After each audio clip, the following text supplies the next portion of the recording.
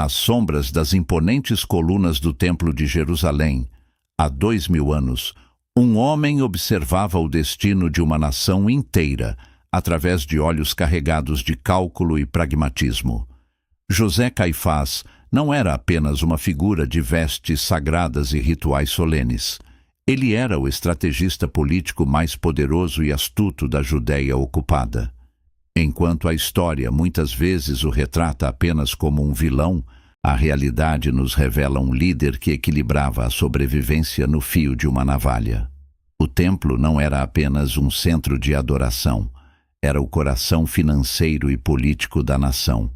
Caifás caminhava por pátios de mármore e ouro, cercado pela guarda sacerdotal e pelo respeito temeroso da elite saduceia.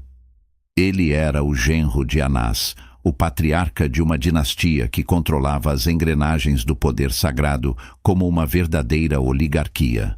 Juntos, eles formavam um clã que detinha as chaves do tesouro e a palavra final sobre a lei. Essa rede de influências permitia que Caifás movesse as peças do jogo geopolítico com uma precisão cirúrgica. Quase todos no mundo conhecem o destino final de Jesus de Nazaré, mas poucos se perguntam o que realmente aconteceu com o homem que orquestrou sua condenação.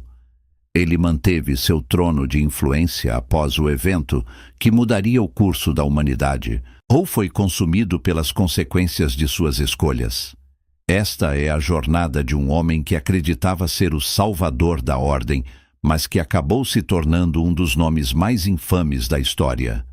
O que aconteceu com Caifás quando o silêncio desceu sobre o Gólgota? Imagine Jerusalém durante a Páscoa. Era um caldeirão borbulhante de tensão religiosa.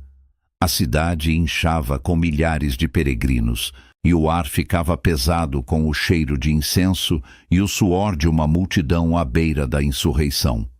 Do alto da fortaleza Antônia, os soldados romanos observavam cada movimento com as mãos nos cabos de suas espadas. No centro desse labirinto de intrigas, Caifás operava como um mestre dos bastidores. Ele sabia que qualquer passo em falso poderia resultar na destruição total do templo. A religião e a política romana se fundiam ali, em um barril de pólvora prestes a explodir sob o calor do sol do deserto. Sua filosofia era fria e despida de sentimentalismo. Para ele, a preservação da instituição superava qualquer noção individual de justiça. É melhor que morra um homem pelo povo do que toda a nação perecer, disse ele. Essa frase não era apenas uma sentença de morte para o galileu, mas o resumo de sua vida. Caifás via Jesus como um elemento desestabilizador, um pavio aceso que poderia atrair a ira de Roma. Ele agia como um protetor pragmático, disposto a sacrificar o sangue de um suposto inocente para garantir que os rituais do templo continuassem e que o poder de sua família permanecesse intacto. Por séculos, Caifás permaneceu apenas nas páginas da Bíblia. No entanto, em 1990, o solo de Jerusalém revelou um segredo guardado por 2 milênios. Trabalhadores que construíam um parque acidentalmente romperam o teto de uma tumba antiga. Dentro dela, arqueólogos encontraram ossuários decorados e em um deles a inscrição José, filho de Caifás. Essa descoberta monumental transformou o mito em homem, trazendo para a luz a evidência física de que aquele estrategista foi uma figura de carne e osso, cujas mãos tocaram o poder e cujas decisões moldaram o destino do mundo. Antes de continuarmos, inscreva-se no canal e conte para nós nos comentários de onde você está nos assistindo. É fascinante notar como Caifás manteve o cargo por 18 anos, um recorde para a época. Esse sucesso foi fruto de uma aliança simbiótica com Pôncio Pilatos.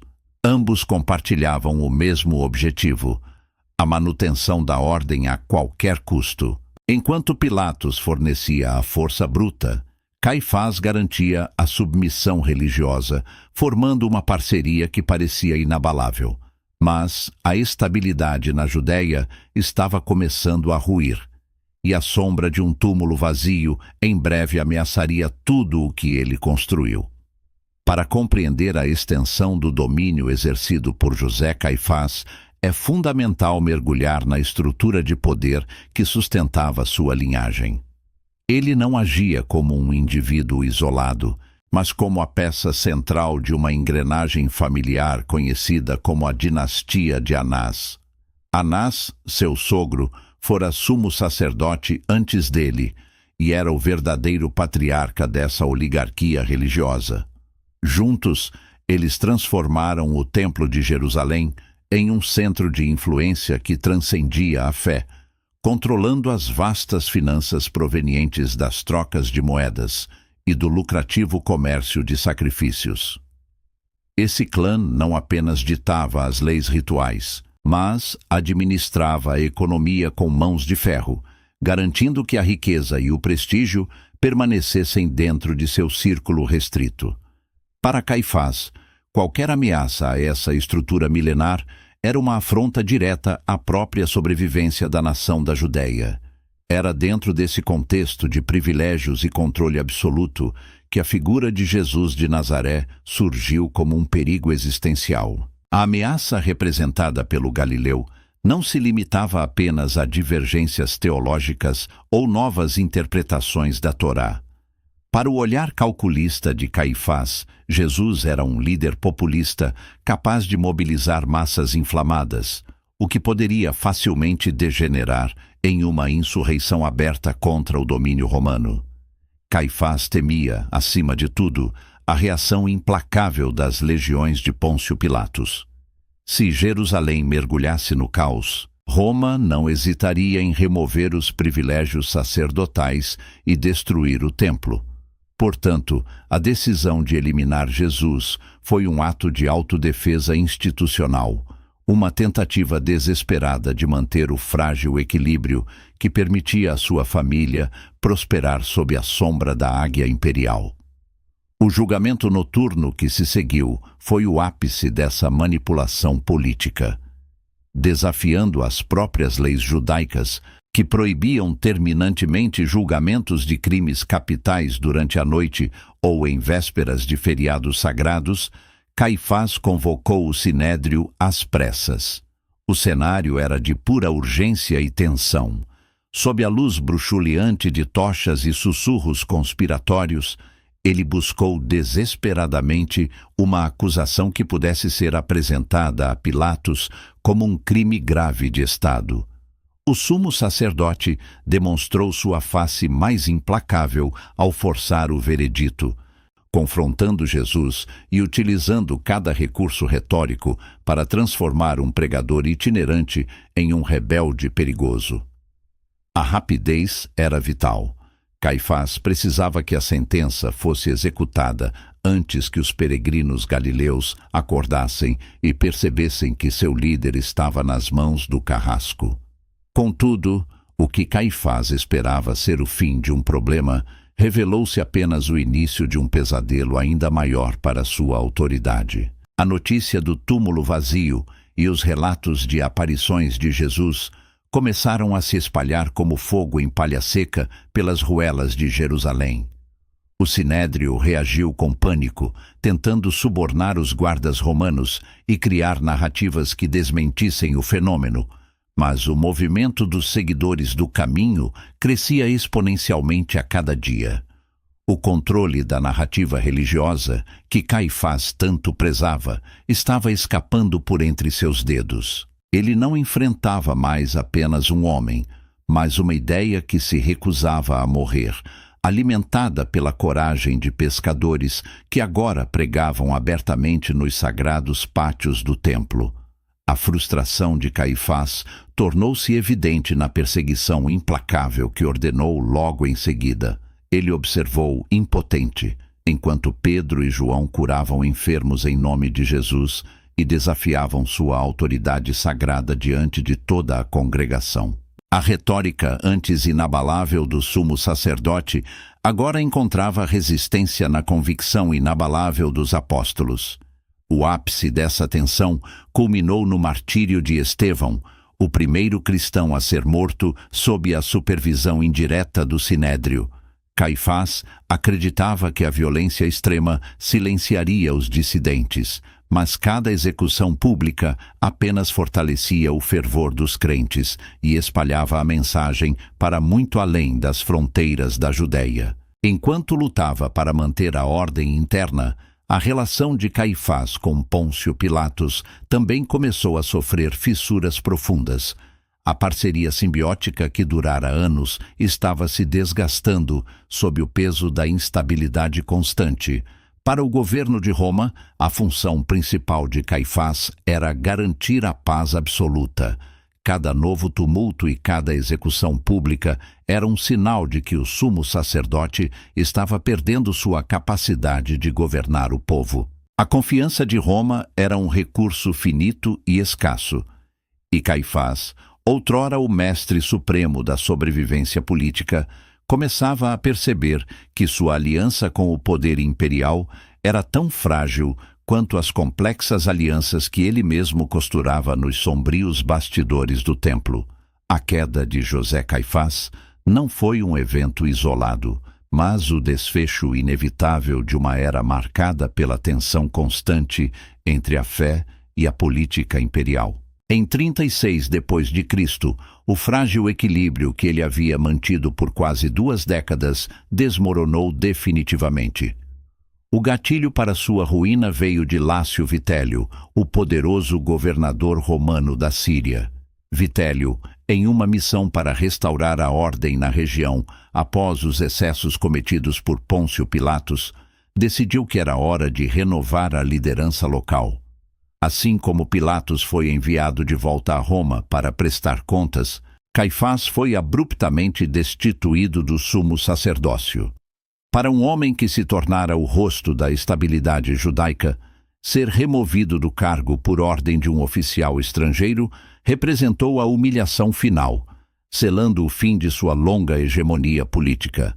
Após esse golpe, Caifás desapareceu nas sombras da história antiga. As escrituras e os registros seculares da época, que antes detalhavam minuciosamente seus movimentos estratégicos, tornaram-se mudos sobre seu destino pessoal. O homem que outrora decidia o futuro de profetas e reis, agora vivia no ostracismo, confinado a uma aposentadoria amarga e irrelevante. Sem o prestígio das vestes sagradas e o poder de comando sobre o templo, ele se tornou uma relíquia de um passado que a nova geração de líderes e os fervorosos seguidores de Jesus estavam ansiosos para superar. Esse silêncio histórico sugere um fim melancólico, onde o estrategista foi forçado a observar o crescimento imparável do movimento que ele tentou destruir com sangue, percebendo que sua influência política havia se dissipado. Por quase 2 milênios, o paradeiro físico de Caifás permaneceu um mistério absoluto, até que o acaso interveio em 1990. Durante a construção de uma estrada na floresta de Jerusalém, o teto de uma antiga tumba de família desabou.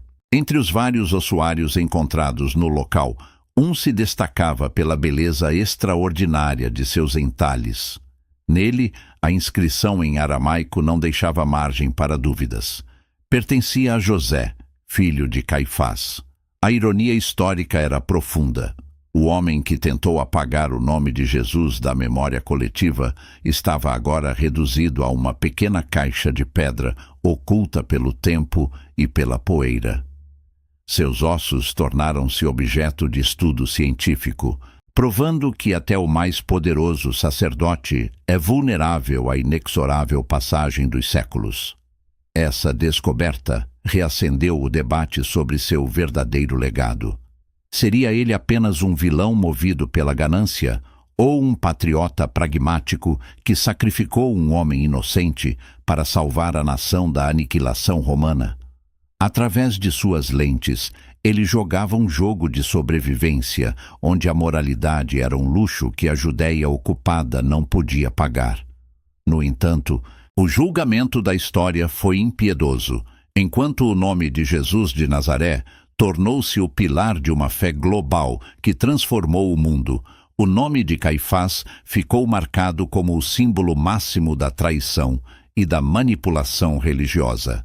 Ele escolheu o poder temporal em vez da verdade espiritual. E essa escolha fatídica definiu sua memória para sempre, através das gerações. Ao refletirmos sobre o fim de José Caifás, confrontamos o peso das decisões políticas frente à integridade moral. Sua trajetória ensina que o poder, por mais absoluto que pareça, é sempre transitório, enquanto o impacto das ações baseadas na justiça transcende as barreiras do tempo. Caifás tentou proteger o templo de pedra, mas testemunhou o nascimento de um templo espiritual que ele não podia controlar. Hoje, ao olharmos para os artefatos de sua existência, somos convidados a pensar sobre os legados que estamos construindo. Se achou essa história fascinante, inscreva-se no canal para mais investigações. Compartilhe sua visão nos comentários. Caifás foi um protetor de seu povo ou um traidor da justiça? Sua participação é essencial para continuarmos debatendo esses grandes enigmas da humanidade.